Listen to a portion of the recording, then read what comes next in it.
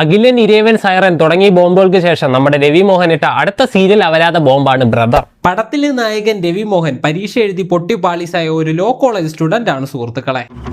Sir ஒரு hi சொல்லுங்க. Hi. என்னடா வீடியோ எடுக்கிற? லா காலேஜ் ப்ரொஃபஸரா இருந்துகிட்டு இப்படி ஒரு கேவலமான வேலையை பாக்குறீங்க. இத கொடுத்துறேன். ஆனா உங்ககிட்ட இல்ல, மீடியா கிட்ட கொடுத்து உங்க ரெண்டு பேருக்கும் தண்டனை வாங்கி கொடுத்தேன். படிச்ச காலேஜ் மேலேயே கேஸ் போட்டதுனால தான் இன்னைக்கு வரைக்கும் ഡിഗ്രി முடிக்காத ലായറാവേ സുത്തിട്ട്.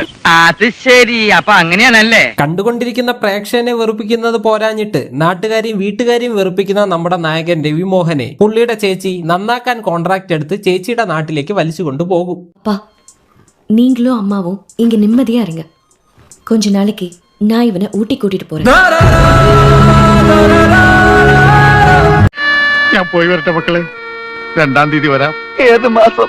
എല്ലാ മാസവും 2-ാം തീയതി ഉണ്ടല്ലോ. അങ്ങനെ എങ്ങനെയോ നാട്ടിലെത്തി ഇവൻ ചേച്ചിയുടെ വീട്ടിൽ ഈച്ചയെ അടിച്ചിരിക്കുന്നത് കണ്ട നമ്മുടെ പടത്തിലെ നായിക പ്രിയങ്ക അവൾ വർക്ക് ചെയ്യുന്ന ആശുപത്രിയിൽ ഇവനെ വിളിച്ചുകൊണ്ട് പോകുമ്പോൾ അവൻ ആശുപത്രി തന്നെ അടിച്ചു തകർക്കും.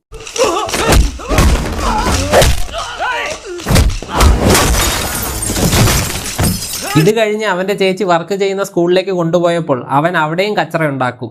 இது 11Cக்கு இப்போ பிடி பீரியட், நீங்க மேக்ஸ் எடுத்துட்டு இருக்கீங்க. பிடி கிளாஸ்னு தெரிஞ்சுக்கிட்டு தான் நான் மேத்ஸ் கிளாஸ் எடுத்துட்டு இருக்கேன். இல்ல, நான் தெரியாம கேட்குறேன். ஒரு ஸ்போர்ட்ஸ் டேக்கோ இல்ல டோர்னமெண்ட் மீட்டிங்க்கோ உங்க பீரியடை நான் கடனா கேட்டா நீங்க தருவீங்களா?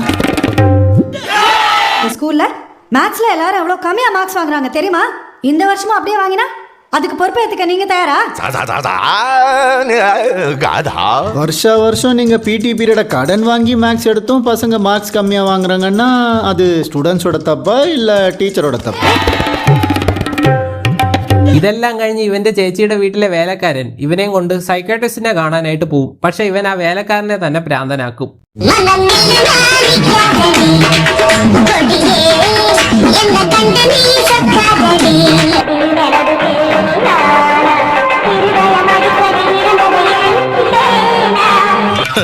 പാവം പട്ടാണെന്ന് തോന്നുന്നു. ഇതെല്ലാം പോരാഞ്ഞിട്ട് അവസാനം ഇവനെ നന്നാക്കാൻ ചേച്ചിയുടെ അമ്മായിയപ്പൻ കളക്ടർ ഓഫീസിലേക്ക് കൊണ്ടുപോയപ്പോൾ അയാളുടെ പണി തന്നെ ഇവൻ കളയും. ഒരു തരത്തിലും എന്നെ ജീവിക്കാൻ സമ്മതിക്കില്ലെന്ന് ഉറപ്പിച്ച് തീരുമാനിച്ചിറങ്ങിയിരിക്കുകയാണല്ലേ. അങ്ങനെ ഒരു രീതിയിൽ ഇവന്റെ ശല്യം സഹിക്കാൻ വയ്യാതെ ഇവനെ വീട്ടിൽ നിന്ന് ഇറക്കി വിടുമ്പോൾ ഇവന്റെ ചേച്ചി കൂടി ഇവനോടൊപ്പം ഇറങ്ങിപ്പോകും. ലേ ചേച്ചി, ഏത് നേരത്താണോ എന്തോ ഇവനെയൊക്കെ വീട്ടിൽ വിളിച്ച് കയറ്റാൻ തോന്നിയത്, ഉള്ള കിടപ്പാടം കൂടെ പോയി കിട്ടി. ഇപ്പോഴത്തെ പ്രശ്നം എന്താന്ന് വെച്ചാൽ ചേച്ചിയും ഇവരും ചേച്ചിയുടെ മക്കളും ഒരു ഗ്രൂപ്പ്, ചേച്ചിയുടെ ഭർത്താവും അയാളുടെ വീട്ടുകാരും മറ്റൊരു ഗ്രൂപ്പ്. പിന്നെ ഇവരെ രണ്ടുപേരും തമ്മിൽ എങ്ങനെയെങ്കിലുമൊക്കെ ഒന്നിപ്പിക്കണമല്ലോ, അങ്ങനെയാണല്ലോ വേണ്ടത്. അതിനുവേണ്ടി കുറെ കോപ്രായങ്ങൾ നമ്മുടെ നായകൻ കാണിച്ചു കൂട്ടും. കുറെ നേരം സ്വന്തമായി കോപ്രായം കാണിച്ചുകൊണ്ടിരുന്ന നമ്മുടെ നായകൻ ഇപ്രാവശ്യം പിള്ളേരെ വെച്ചുകൊണ്ടാണ് കോപ്രായങ്ങൾ കാണിക്കുന്നത്. അതിനുവേണ്ടി പിള്ളേരെ കൊണ്ട് ഒരു നാടകം അങ്ങോട്ട് അവതരിപ്പിക്കും. കാസർഗോഡ് തിയേറ്റേഴ്സിന്റെ 49ാമത് കലോപഹാരം ഉറങ്ങിന്റെ കടുവ.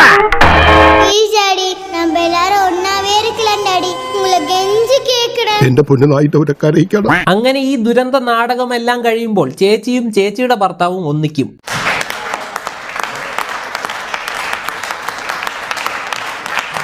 പിന്നെ ടീം ബിയിൽ നിന്ന് ഒരാളെ എടുത്ത് ടീം എയിൽ ഇട്ട് ഒന്നാക്കണമല്ലോ. അതിനുവേണ്ടി വേറെ കുറെ കോപ്രായങ്ങൾ കാണിച്ചു കൂട്ടും. അങ്ങനെ അടുത്ത സീനിൽ ജോലി പോയി പ്രാന്തനായി റോഡിലൂടെ ഉലത്തിക്കൊണ്ടിരുന്ന നമ്മുടെ അമ്മായിയപ്പനെ ഗുണ്ടകൾ വന്ന് തട്ടിക്കൊണ്ടു പോയപ്പോൾ അയാളെ രക്ഷിക്കാൻ നമ്മുടെ നായകൻ ആ ഗുണ്ടകളെ അടിച്ചു പരത്തും. അങ്ങനെ ഇവരെല്ലാം വീണ്ടും ഒന്നാകും. കുറെ കുടുംബപാസം തിരികെ കയറ്റി പടം എടുത്തതാ എന്തായാലും തുടർച്ചയായ ബോംബിലേക്കുള്ള സംഭാവന ആയിട്ടുണ്ട്.